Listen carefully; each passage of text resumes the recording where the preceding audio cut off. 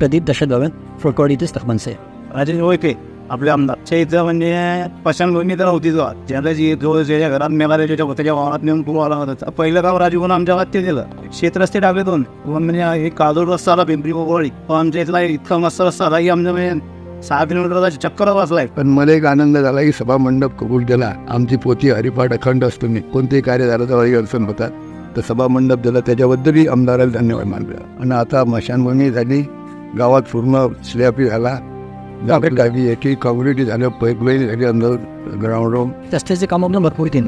त्यामुळे भरपूरवाडी पिंपळगाव फार चांगला रस्ता आहे का डांबरीकरण खडीकरण भविष्यामध्ये राजेश भाऊ एकले यांच्याशिवाय पर्याय नाही. आणि कामं त्यांनी आजपर्यंत केले त्यानंतर चांगली कामं करतील. आता मागच्या वेळेस जे कोरोना काळ झाला त्याच्यामध्ये त्यांना ते कामं करता नाही आलं. ते 2.5 वर्ष त्यांचे त्याच्यात गेलं तरी 70 असल्याचं बी त्यांनी एवढे विकास कामं केले. त्याच्याबद्दल आम्ही आनंदित लोक आहोत आणि आनंद आहे मला त्या गोष्टीचा. खूपच समाधान आहे. त्यांच्या अर्धा माणूस मी अजून बघितला नाही माझ्या. त्या मलकापूर मतदारसंघाचे लोकप्रिय आमदार, कर्तव्यदक्ष आमदार राजेश भाऊ एकळे आणि पाण्याचा प्रश्न जो आहे त्यांनी टाकीचं काम सुद्धा या ठिकाणी केलेलं आहे. निधीतून त्याने आज आमच्या गावात दिलेलं आहे आणि 100% ते पुन्हा सुद्धा ते आमदार होतील अशी मी माझी त्यांना शुभकामना देतो.